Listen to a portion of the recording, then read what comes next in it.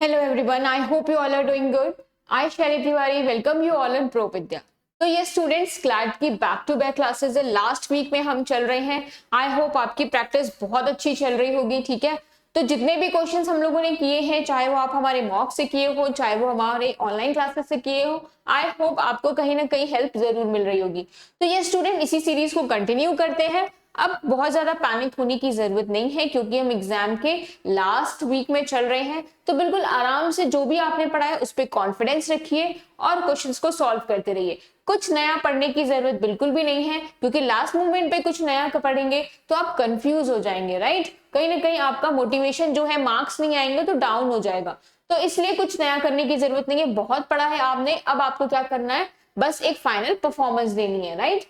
तो बस थोड़ा थोड़ा प्रैक्टिस करते रहिए, थोड़ा थोड़ा प्रैक्टिस करते रहिए। डीमोटिवेट नहीं होना है क्योंकि कुछ पैसेजेस, कुछ मॉक जो होते हैं वो हार्ड बनाए ही जाते हैं ताकि आप हार्ड मॉक को भी टैकल कर सको, राइट। तो आई होप स्टूडेंट्स मजा आया होगा आपको अब तक जितने भी सेशंस हमने लिए हैं। तो चलो आज फिर से एक सेशन है हमारे पास, रीडिंग कॉम्प्रिहेंशन का master class, right.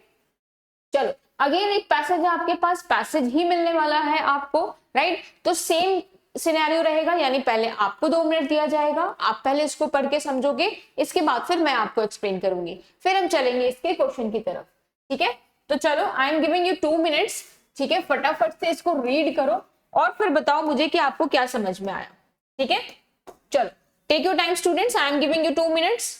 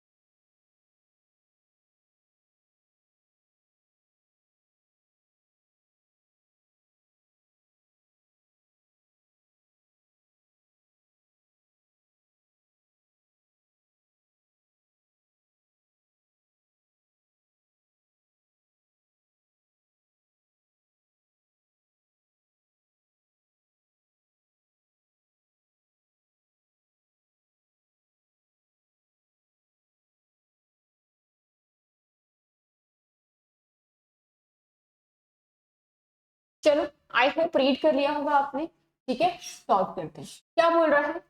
For decades India's economic narrative has been shaped largely by its service sector. Okay, यानी कि अगर मैं बहुत सालों की बात करूं, कुछ डिकेड्स की बात करूं, तो क्या है, इंडिया का जो नैरेटिव जो है वो शेप किया गया है किसके हिसाब से, जो भी हमारे सर्विस सेक्टर है, ठीक है। कौन से सर्विस सेक्टर है, अब उसको भी इन्होंने पर्टिकुलर करके फिक्सडली बताया है। बोलते हैं information technology and digital outsourcing. कौन सी यहाँ पे सर्विस की बात हुई है, इंफॉर्मेशन की और डिजिटल की, ठीक है। फिर क्या बोलता है, however the renewed push towards strengthening domestic manufacturing popularly framed under the made in India. Yes, इतना तो है, लेकिन फिर भी क्या कर रहे हैं कि उन चीजों को जो क्या है, डोमेस्टिक मैन्युफैक्चरिंग है, यानी जो एक लोकल जगह की मैन्युफैक्चरिंग है, जो कि एक लोकल स्टेट का कुछ फेमस है, उसको उन्होंने इसमें रखा है, मेड इन इंडिया के प्रोजेक्ट में रखा है। विजन क्या है उसका? Vision single a strategic shift in a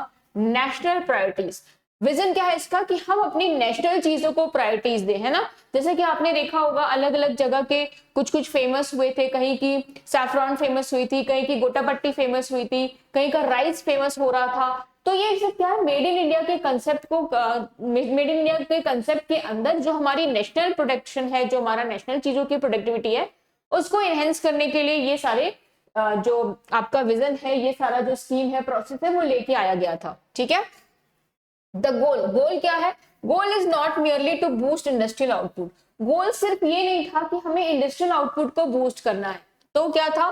but to redefine India's position within a global value chain at a moment when several countries are rethinking their dependence on concentrated manufacturing hub। बल्कि ये भी दिखाना था कि जो हमारे India की जो वैल्यू है, जो उनका पर्टिकुलर चीजों पे वैल्यू है, किस चीज पे जो चेन है हमारी, जो सेवरल कंट्रीज में जो चल रहा है कि वो यहाँ पे आके अपना क्या करना चाहते हैं, मैन्युफैक्चरिंग हब बनाना चाहते हैं या इंडिया में इन्वेस्ट करना चाहते हैं, ऐसा भी समझ सकते हैं। तो वो क्या करें, उसके लिए वो आगे बढ़ के आए। तो एक ये भी इनका तरीका था ये मेड इन इंडिया प्रोजेक्ट लाने का, कि हम इंडिया में चीजों को बनाएंगे और इंडिया ही अपना एक हब बन जाएगा, तो हमें बाहर से चीजों को लेने की जरूरत नहीं पड़ेगी, राइट। फिर क्या था? Proponent argue that expanding domestic production can generate large scale employment। yes, अगर हम अपनी डोमेस्टिक प्रोडक्शन को इंक्रीज करेंगे, इसको हम क्या करेंगे भाई, थोड़ा सा प्रेज करेंगे, बढ़ावा देंगे, अडॉप्ट करेंगे, तो क्या हो जाएगा, एक्सपेंड होगा कि हम लार्ज स्केल में क्या कर पाएंगे, एम्प्लॉयमेंट दे पाएंगे, राइट। साथ ही साथ reduce import dependency. Import dependency मतलब जो हम बाहर से परचेस करते थे चीज, हम वो क्या करेंगे, अब कम करेंगे। ठीक है। फिर क्या करेंगे? And foster technological innovation. Obvious सी बात है, नई नई टेक्नोलॉजी सीखेंगे तो उसमें भी क्या हो जाएंगे, हम इनोवेशन की तरफ जाएंगे। ठीक है। फिर क्या बोल रहा है? सेक्टर, सेक्टर कौन कौन से इन्होंने इंक्लूड किए हैं? Electronics, pharmaceuticals, defence equipment and renewable energy have been identified as a crucial pillar of this transformation। ये सब क्या है? क्रूशियल पिलर है which this type of transformation, यानी कि जो हम रिन्यूएबल एनर्जी में यूज करने लगे हैं आजकल, सोलर पैनल यूज करते हैं, वाइंड एनर्जी यूज करते हैं, तो ये जो हम एक ट्रांसफॉर्मेशन देख रहे हैं वो भी हमें देखने को मिलेगा। Incentives such as production link scheme. अब हमने क्या किया, कुछ कुछ इंसेंटिव देना स्टार्ट किया, लाइक कौन सा? पहला जो इन्होंने मेंशन किया है, production linked scheme, aim to, जिसका एम क्या था, to attract multinational corporation to establish manufacturing bases within the country. कि वो क्या करें, मल्टीनेशनल जो भी कॉर्पोरेशन है, जो अलग अलग कंपनीज हैं, वो क्या करें, हमारे साथ मैन्युफैक्चरिंग बेसिस बनाए कंट्री में रह के, with in India. Policy maker claim, policy maker ने क्लेम किया, will simultaneously develop India's skilled workforce, enhance long-term economic resilience। उन्होंने ये बोला कि भाई जो पॉलिसी मेकर्स है वो क्लेम कर रहे थे, क्या इंडिया अगर इतना स्किल्ड वर्कफोर्स क्रिएट करेगा या फिर लॉन्ग टर्म इकोनॉमिक रेजिलियंस लेगा, तो इंडिया क्या कितनी हद तक आगे बढ़ पाएगा, राइट। मतलब इंडिया का जो ग्रोथ होगा, वो जो डेवलपमेंट होगा, वो कैसा होगा या कितना आगे वो बढ़ पाएगा। नेक्स्ट क्या है? येट, चलो अगेन 2 पैराग्राफ है आपका, है ना। फटाफट से 2 मिनट दे रही हूं, उसको रीड करो बच्चे फटाफट से।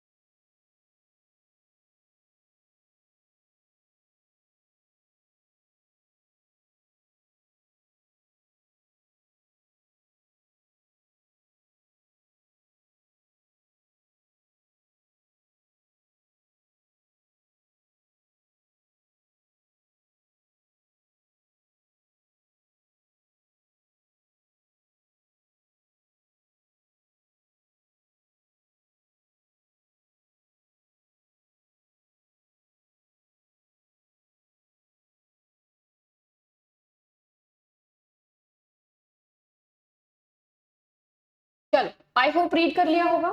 ठीक है, सॉल्व करते इसको, पढ़ते हैं क्या है। बोलता है कि yet the path toward a self reliant manufacturing ecosystem is far from straight forward. Okay, straight forward नहीं है, थोड़ा सा देखो अब यहाँ पे क्या है, थोड़ा सा घुमाने की कोशिश की गई है कि एकदम सीधा नहीं है, क्या है, आपको थोड़ा सा घुमावदार रास्ता मिलेगा, यानी अप एंड डाउन आपको मिलेंगे ही। ठीक है, फिर क्या बोलता है, critics note that India continue to face structural challenge. जो क्रिटिक्स है वो बोल रहे हैं इंडिया अभी भी स्ट्रक्चरल चैलेंज को फेस कर रहा है। ठीक है, ranging from high logistic cost and inconsistent infrastructure, यानी कि कई बार कॉस्ट जो है बहुत ज्यादा होती है, कई बार जो इंफ्रास्ट्रक्चर है वो क्या है आपका इनकंसिस्टेंट है, टू कॉम्प्लेक्स रेगुलेटरी प्रोसेस, उस प्रोसेस को चलाने के लिए, राइट, दैट में deter investors. Moreover the emphasis on domestic production raise question about the delicate balance between the protectionism and global competitiveness. इन्हीं सब के चलते, यानी ये जो प्रॉब्लम्स हैं, कभी हाई प्राइस हो जाना, कभी इंफ्रास्ट्रक्चर नहीं प्रॉपर उनको मिल पाना, तो ये कहीं ना कहीं बैलेंस जो है वो गड़बड़ कर रहा है किसके बीच में, जो भी आपके डोमेस्टिक प्रोडक्ट हैं और किसके बीच में, जो ग्लोबल कंपटीशन के बीच में, right. Excessive reliance on tariff, जो हम रिलाय कर रहे हैं टैरिफ के ऊपर और सब्सिडीज, सम इकोनॉमिक्स वॉर्न, लोगों ने वॉर्न किया है, may shield local industries in the short term but weaken their capacity to innovate over time. वो क्या करेगा, वो वार्न कर रहे हैं कि जब हम सब्सिडीज पे बहुत ज्यादा डिपेंड हो जाते हैं, टैरिफ पे बहुत ज्यादा डिपेंड हो जाते हैं, तो कहीं ना कहीं वो हमारी क्या करेगा, जो इनोवेशन की कैपेसिटी है उसको क्या कर देगा, कम कर देगा। किस चीज में, जो ओवर टाइम करके जो हम इनोवेशन लाते हैं, जब आपके ऊपर किसी चीज का बर्डन आता है तो आप कैसे बिल्कुल परेशान हो जाते हो ना, कि मुझे ये करना है वो करना है, तो वो जो प्रेशर होता है ना उसमें काम बहुत अच्छे से हो जाता है और बहुत जल्दी हो जाता है, बजाय इसके कि आप बिल्कुल आराम से कर रहे हो, बहुत टाइम है अभी तो आराम से पढ़ो। तो वो वाली चीज बात कर रहा है यहाँ पे कि जब हम क्या करेंगे, उनको एक्स्ट्रा चीजें देते रहेंगे, प्रोवाइड करते रहेंगे, तो वो क्या करेंगे, उनके लिए तो भी इजी है, वो ओवर टाइम नहीं करना चाहेंगे, राइट। तो इतनी सब्सिडीज, इतने टैरिफ देने की जरूरत नहीं है।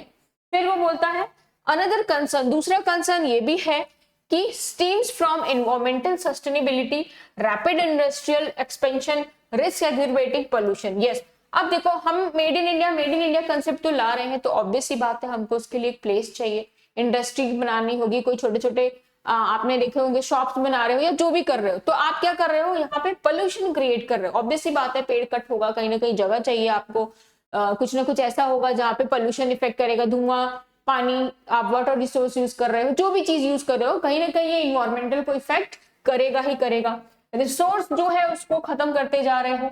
लैंड यूज कॉन्फ्लिक्ट, जो लैंड यूज कॉन्फ्लिक्ट है, unless accompanied by a strict environmental safeguard.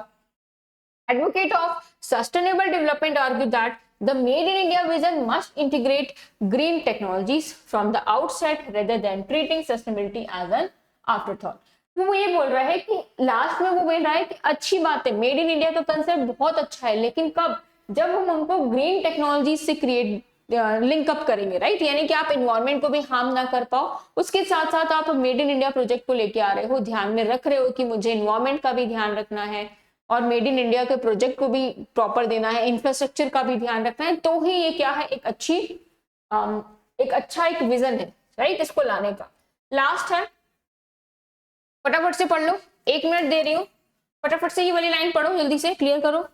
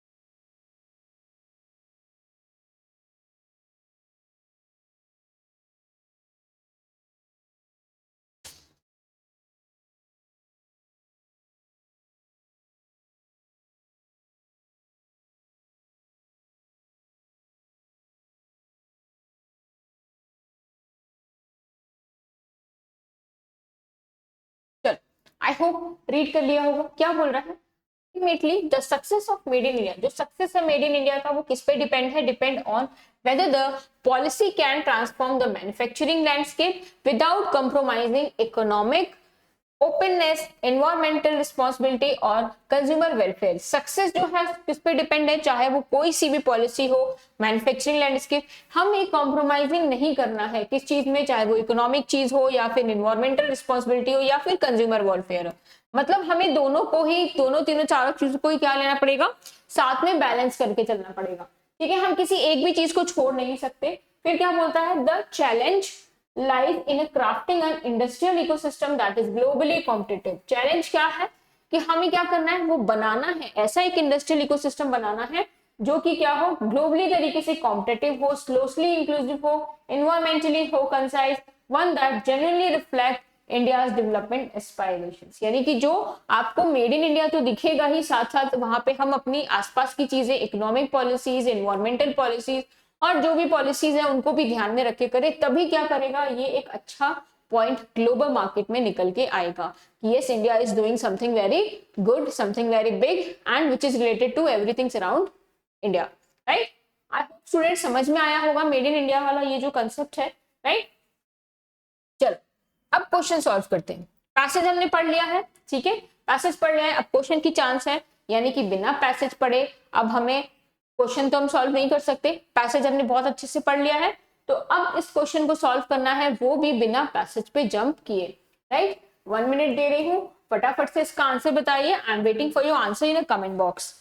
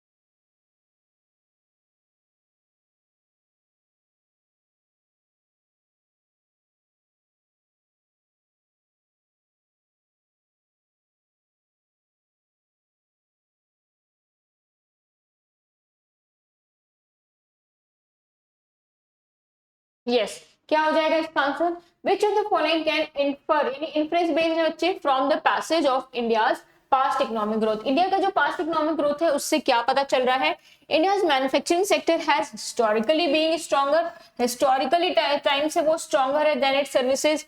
No, services से ज्यादा उसका जो मैन्युफैक्चरिंग सेक्टर है वो स्ट्रॉन्ग है, हिस्टोरिकल तो नहीं, ऐसा पैसेज में बिल्कुल नहीं बोला गया है, तो हम इन्फर भी नहीं कर सकते। राइट, बी क्या बोलता है, India service sector has play a dominant role in shaping economic growth. Yes, it can be our answer, economic growth में एक डोमिनेंट रोल जरूर प्ले कर रहा है। फिर क्या बोलता है, India avoided participation in global value chain in the past, यानी पास्ट में जो भी ग्लोबल वैल्यू चेन थे उसको अवॉइड कर दिया है कि हम पार्टिसिपेट नहीं करेंगे। India previously discourage multinational corporation, discourage कर रहा है, तो इंडिया किसी को डिस्करेज नहीं कर रहा है। राइट, इट मींस यहाँ पे क्या हो जाएगा, option number B is the right answer of this question. I hope students आपको समझ में आ रहा होगा कि कैसे इन्फर करना है, कैसे ध्यान रखना है। जब इन्फ्रेंस भी हम क्या कर सकते हैं या अजम्पशन भी हम क्या कर सकते हैं, जब पैसेज में वो बातें हुई होंगी। जब पैसेज में ये मेंशन नहीं है तो how can we infer that, how can we assume that. थोड़ा सा तो एक तो हिंट मिलना चाहिए ना इन्फर करने के लिए भी, अज्यूम करने के लिए भी। Right, so option number B is the right answer of this question. I hope आप लोगों ने भी बी मार्क किया होगा, बी मार्क किया है तो very good, well done. Otherwise ये रहा हमारे पास सेकेंड और थर्ड क्वेश्चन। 2 मिनट दे रही हूँ, फटाफट से सॉल्व करिए ये दोनों क्वेश्चन। 1 मिनट बहुत होता है बच्चे एक क्वेश्चन के लिए, ठीक है, 1 मिनट इनफ है। चलो फटाफट से सॉल्व करो।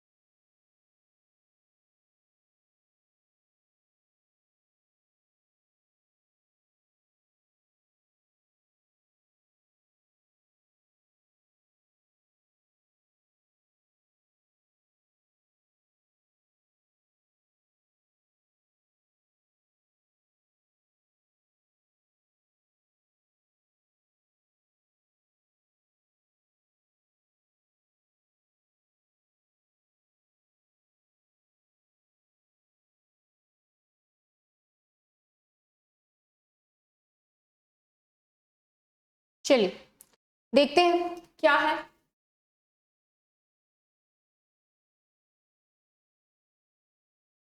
सेकेंड क्वेश्चन बोल रहा है कि the passage suggest the success of made in India. तो पैसेज में एक था कि जो सक्सेस है इंडिया का, मेड इन इंडिया का, वो डिपेंड करता है किस चीज पे, राइट? किस चीज पे डिपेंड करता है? तो increasing tariff to protect local industries, जो टैरिफ है लोकल इंडस्ट्रीज पे उस पे डिपेंड करता है। तो सक्सेस में ऐसा नहीं बोल रहा था, राइट, कि टैरिफ इंक्रीज करता है, बल्कि वो तो ये बोल रहा था कि ये टैरिफ और सब्सिडीज है, इसकी वजह से हम अपनी प्रोडक्टिविटी नहीं दिखा पा रहे, ओवरवर्क का नहीं समझ पा रहे हैं। Attracting foreign companies while ensuring structural reform, ये मेड इन इंडिया का डिपेंडेंसी किस पे आ रही है कि वो लोकल लोगों को काम करने बोले और जो फॉरेन कंपनीज है वो यहाँ पे आए और स्ट्रक्चरल रिफॉर्म देख सके, राइट, कि yes India is doing very good. अगर वो इन्वेस्ट करना भी चाहे तो यहाँ पे आके वो कर सकते हैं। We can say that B is the answer, but we have to check C or D also, right? C is what? Reducing environmental safeguard to speed up the industrial growth. No, that is not the dependency, right? Making India completely independent from the global trade, वो global trade से बिल्कुल independent है तो नहीं, कहीं ना कहीं अभी भी rely कर रहा है, but हाँ कोशिश है। तो yes, अपना आंसर कौन सा बन जाएगा? Option number B is the right answer। ठीक है बच्चे, चलो थर्ड का क्या आंसर मार्क किया है, मैच कर लेते हैं, आ जाओ। Which of the assumption okay underlies the concern regarding protectionism in the passage, यानी कंसर्न क्या है? Local industries always benefit from high tariff, जो लोकल इंडस्ट्रीज है उनको बेनिफिट मिल जाता है किससे? हाई टैरिफ से। अच्छा, सब्सिडीज में डोमेस्टिक प्रोडक्ट, सब्सिडीज जो है उसमें मिल जाती है डोमेस्टिक प्रोडक्ट की, राइट। और क्या बोल रहा है? Better than imported product. अच्छा, industry protected from the competition may become inefficient over time. Yes, concern क्या है? अगर हम टैरिफ दे देते हैं तो यही तो था कि इंडस्ट्रीज का जो प्रोटेक्टेड फॉर्म है किस चीज का? Competition may become inefficient over time. Competition जो है वो क्या हो जाएगा? इनएफिशिएंट हो जाएगा, क्योंकि उनको नहीं पता कि हमारी ओवर टाइम कैपेसिटी कितनी है, राइट। फिर क्या है? Innovation does not depend on competition pressure, तो भाई बिल्कुल डिपेंडेंसी है। अभी हम आपको कोई कंपटीशन दे दे तो कितना कितना अच्छा इनोवेशन करने की कोशिश करोगे कि भाई मुझे इतने लोगों में अपने आप को बेस्ट साबित करना है, तो means I have to do everything best, right. तो आप सब चीज का ट्राई करोगे, यानी कि ए, बी और डी नहीं होगा। Option number C is the right answer of this question. ठीक है, आई होप स्टूडेंट्स समझ आ रहा होगा। चलते हैं नेक्स्ट क्वेश्चन की तरफ। Yes, here we have our question number 4 and 5। फटाफट से आंसर कीजिए। I am giving you 2 minutes बच्चे, ठीक है। चलो, I am waiting for your answer in a comment box.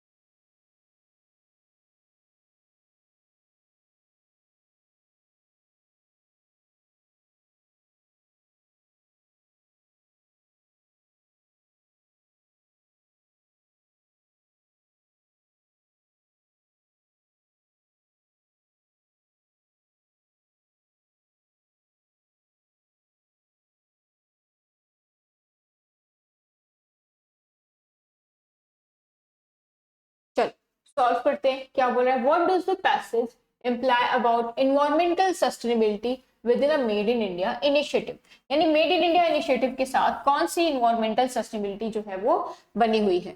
Environmental safeguard are unnecessary, economic benefit are high. अगर economic benefit high है तो हमें इन्वायरमेंटल सेफगार्ड को बिल्कुल ध्यान से हटा देना चाहिए, वो नेसेसरी ही नहीं है, तो नहीं, हम ऐसा नहीं कर सकते, राइट। बी क्या है? Industrial growth and environmental protection must be plan together, yes, ये लास्ट में यही बोल रहा था कि हमको क्या करना होगा, हमको दोनों को साथ में लेके चलना होगा, राइट। जो एनवायरमेंट से रिलेटेड प्लानिंग है, साथ ही साथ जो इकोनॉमिक हमारा इंडस्ट्रियल ग्रोथ है उसको भी। तो it can be our answer, but we have to check the C और D also. Environmental concern are more important than economic. No, दोनों चीज इंपॉर्टेंट है, राइट। फिर क्या है, India has already achieve. No, India ने अचीव कहाँ किया है अभी, तो इंडिया बहुत स्ट्रगल कर रहा है इस चीज को अचीव करने में। तो option number B is the right answer. ठीक है, चलो लास्ट वन देखते हैं, यानी कि फिफ्थ वाला इस पैसेज का। Which of the following best capture the central challenge highlighted in the passage? Okay, central challenge, main challenge जो highlight है passage में कौन है, देखो, managing the competition between India and other manufacturing countries। competition को manage करना, तो competition is not a main concern, right। competition concern तो है, but main concern central concern नहीं हुआ, right। Balancing industrial expansion with economic openness and sustainability, yes, balance करना एक main concern बन रहा था, राइट। चलो सी चेक करते हैं। Ensuring all multinational companies shift their global base to India. Ensure करो कि जितनी भी कंपनीज हैं वो इंडिया में आ जाए और वो भी ग्लोबल बेस होकर के काम करें इंडिया में, तो ऐसा नहीं हो सकता, राइट। फिर क्या है, एलिमिनेटिंग ऑल रेगुलेटरीज, एलिमिनेट नहीं कर सकते ग्रोथ को स्पीड अप करने के लिए, राइट। इंडस्ट्रियल ग्रोथ को हम स्पीड अप करने के लिए एलिमिनेशन की जरूरत नहीं पड़ेगी, हमको चीजों को बैलेंस करके चलना पड़ेगा। तो it means option number B is the right answer of this question. ठीक है, आई होप स्टूडेंट्स आप लोगों ने इसको समझा होगा, क्वेश्चन को सॉल्व किया होगा। ठीक है, चलो चलते हैं नेक्स्ट पैसेज की तरफ। Here we have our next passage. Again I am giving you 2 minute, फटाफट से इसको सॉल्व करिए। ठीक है,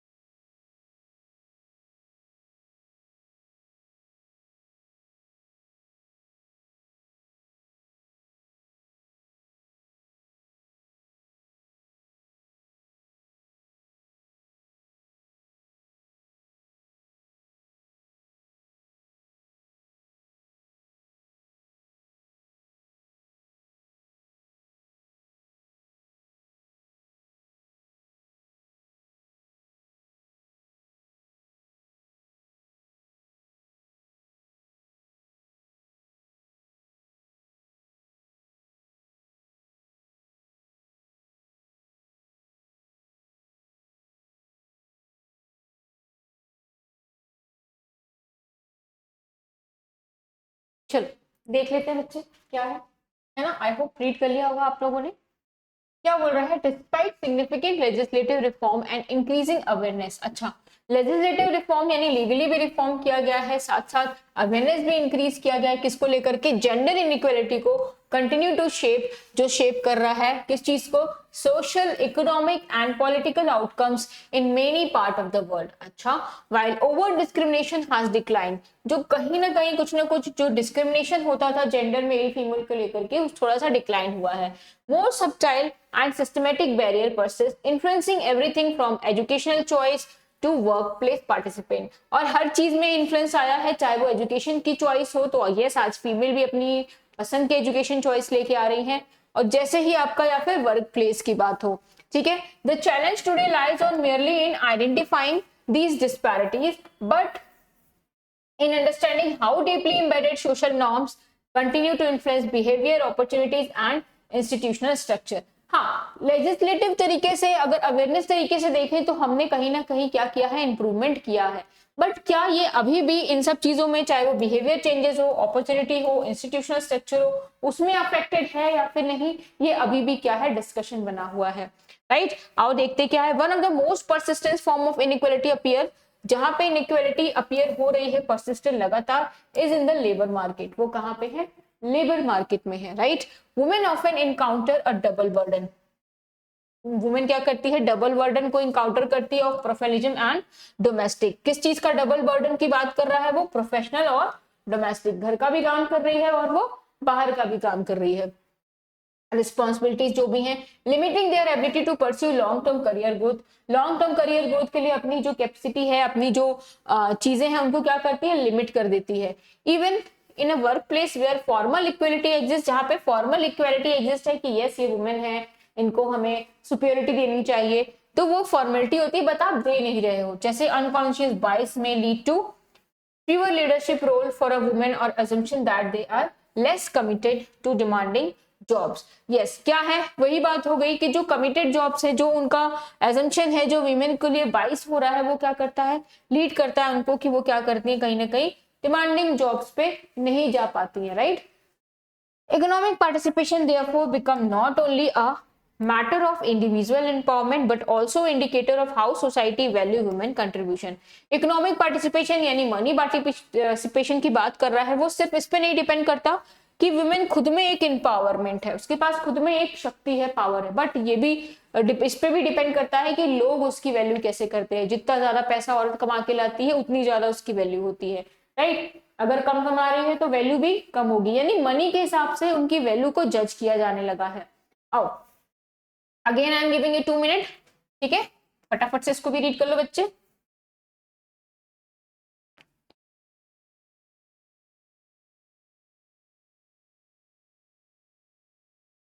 स्क्रीन में प्रॉब्लम आ रही है क्या? यस, अभी ठीक है ना? ओके, 2 मिनट से फटाफट से सॉल्व करिए।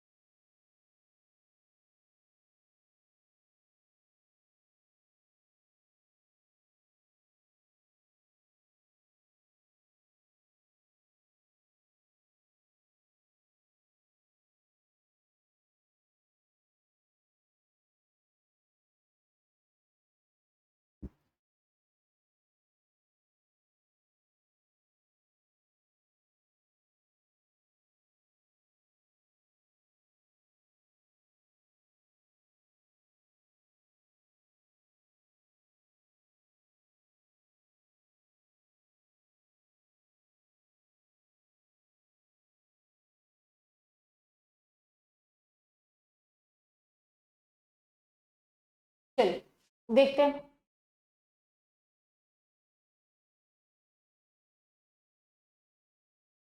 Education to play a complex role, yes education जो है वो भी कॉम्प्लेक्स रोल प्ले कर रहा है ना। While school enrolment for girls has improved, जो स्कूल का एनरोलमेंट है गर्ल्स के लिए वो क्या हुआ है, इंप्रूव हुआ है, राइट। यानी कि लोग क्या करते हैं, गर्ल एजुकेशन के लिए थोड़ा सा आगे बढ़ के आए हैं। अब क्या बोल रहा है कि the subject they are encourage to study often reflect the traditional expectations, लेकिन अभी भी वो जो सब्जेक्ट है कि आप ये सब्जेक्ट लीजिए, वो अभी भी उनका ट्रेडिशनल एक्सपेक्टेशन से ही निकल के आ रहा है, right. Field such as engineering, defence, advance research continue to have a dis opportunity, मतलब यहाँ पे इनको क्या कर रहे हैं कि बहुत कम फीमेल्स हैं जो डिफेंस की फील्ड में जा रही हैं, बहुत कम फीमेल्स हैं जो रिसर्च की फील्ड में जा रही हैं, राइट। फिर क्या है, this not only perpetuates gendered stereotypes but also result in a loss of talent. ये सिर्फ एक जेंडर स्टीरियोटाइप नहीं दिखा रहा, ये क्या दे रहा है कि जो टैलेंट है जो एक फीमेल कर सकती है, एक गर्ल जो कर सकती है, कहीं ना कहीं उसका टैलेंट क्या है, दबाया जा रहा है इन सेक्टर्स में। एसेंशियल फॉर नेशनल डेवलपमेंट, जो कहीं ना कहीं हमारे देश के लिए एक डेवलपमेंट बन सकता है, बट उनको क्या किया जा रहा है, दबाया जा रहा है। फिर क्या है, moreover culture norms remain powerful force, जो कल्चर नॉर्म्स है वो अभी भी पावरफुल बने हुए हैं। Practices such as unequal inheritance, restriction, mobility, and the pressure to conform to specific gender role reinforce structural disadvantage. Yes, कहीं ना कहीं ये सारे फैक्टर्स जो है अभी भी क्या है, डिसएडवांटेज बने हुए हैं वुमेन के लिए। Legal protection are necessary, legal protection बहुत जरूरी है, but insufficient unless accompanied with the shift community attitude. But ये तब तक कंप्लीट नहीं है जब तक एक कम्युनिटी के तरीके से, एक इंस्टीट्यूशनल तरीके से, बिहेवियर तरीके से उसको इंक्लूड ना किया जाए। Many scholars argue that, बहुत से स्कॉलर्स हैं आर्ग्यू करते हैं कि gender equality can not be reduce to economic statics alone. Gender equality सिर्फ और सिर्फ इकोनॉमिक चीजों को ही रिड्यूस नहीं कर पा रहा है, इट रिक्वायर अ ट्रांसफॉर्मेशन, इसमें एक ट्रांसफॉर्मेशन की जरूरत है। How society understand the power, agency and dignity, कि जो सोसाइटी है वो कैसे समझ पा रही है किसी की डिग्निटी को या किसी की पावर को या किसी भी एजेंसी को, right. Ultimately achieving gender equality is not a singular policy decision, ये एक सिंगल पॉलिसी डिसीजन नहीं होना चाहिए, है ना, बट अन ऑनगोइंग प्रोसेस, एक ऑनगोइंग प्रोसेस होना चाहिए, रिक्वायरिंग सस्टेनेबल कमिटमेंट, जहां पे कमिटमेंट होना चाहिए, राइट। ऐसा नहीं कि हमने बोल दिया बट हम कर नहीं रहे हैं।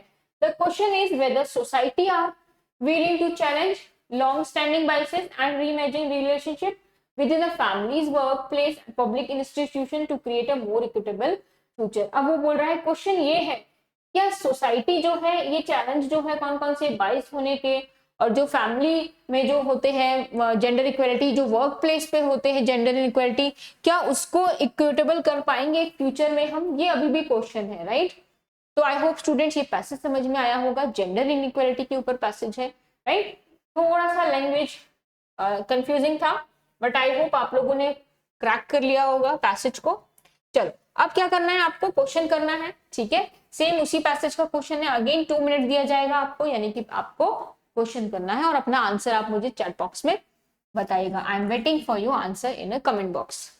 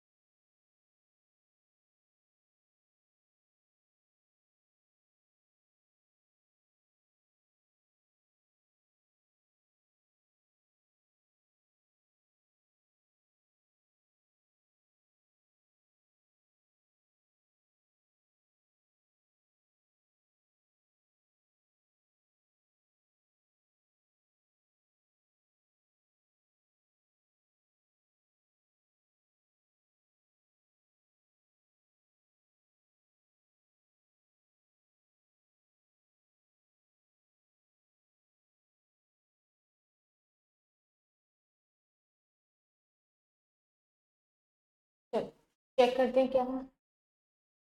Which of the following can be inferred from the author discussion of workplace inequality? यानी ऑथर का जो डिस्कशन है किस चीज पे, वर्क प्लेस इनइक्वालिटी पे, वो क्या है।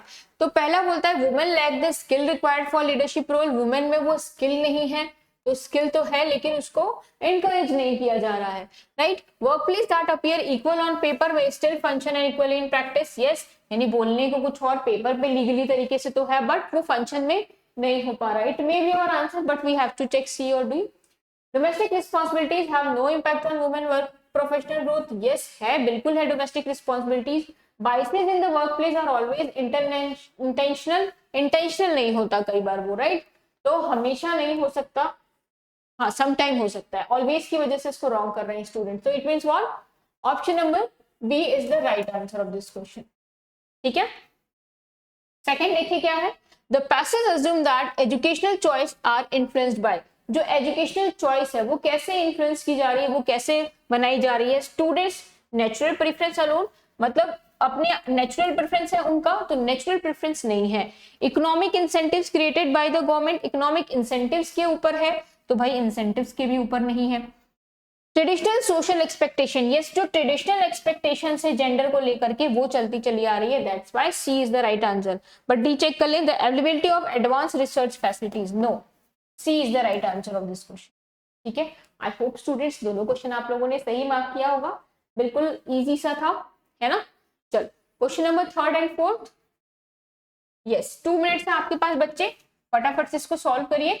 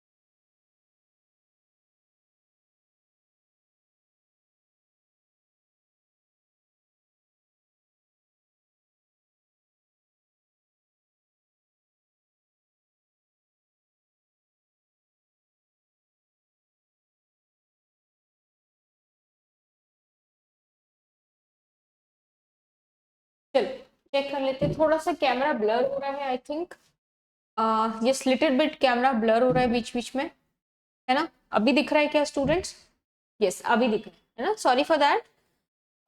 थोड़ा सा कैमरा इशू हो रहा है, टेक्निकल इशू है, कुछ नहीं, क्लास चल रही है आराम से, है ना?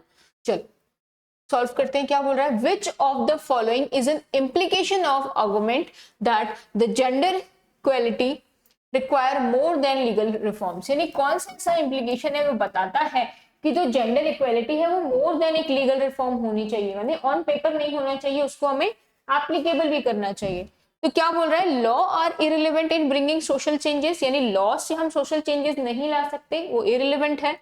Legal right automatically produce behavioural changes, yes ऐसा होता है कि अगर हमने कोई चीज लॉफुल क्रिएट कर दिया तो लोग क्या होते हैं, थोड़े से ज्यादा कॉन्शियस हो जाते हैं कि नहीं भाई रूल्स है, तोड़ेंगे तो चार्जेस लगेंगे, फाइन देना पड़ेगा, राइट? ये चीज हो जाती है, ठीक है। बट देखते हैं ऑटोमेटिक प्रोड्यूस करेगा तो ऑटोमेटिक प्रोड्यूस नहीं करता बिहेवियर चेंज, ऑटोमेटिक नहीं बोल सकते।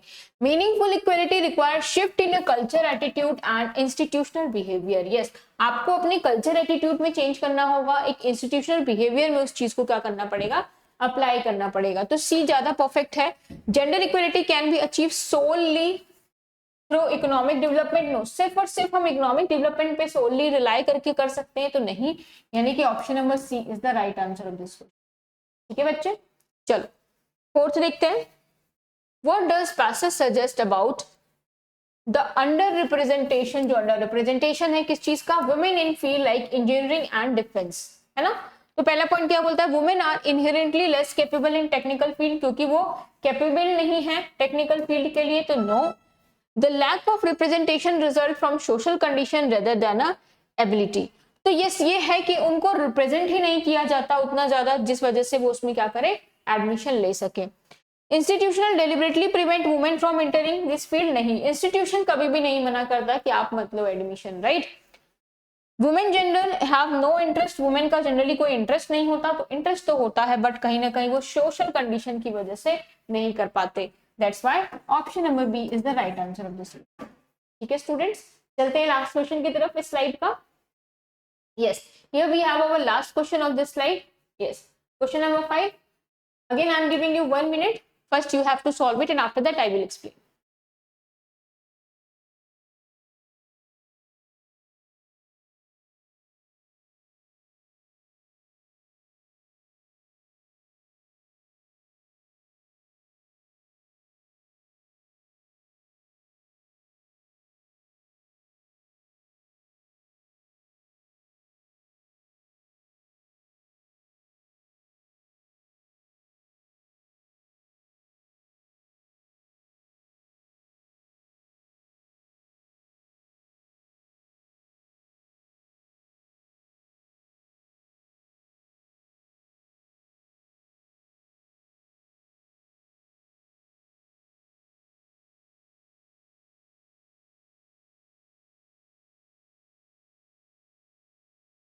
चलिए देख लेते हैं क्या बोल रहा है। Which option best capture the central challenge highlighted in the passage, यानी जो सेंट्रल चैलेंज है पैसेज में कौन सा ऑप्शन में बता रहा है। तो पहला बोलता है ensuring women out perform man academically, नहीं।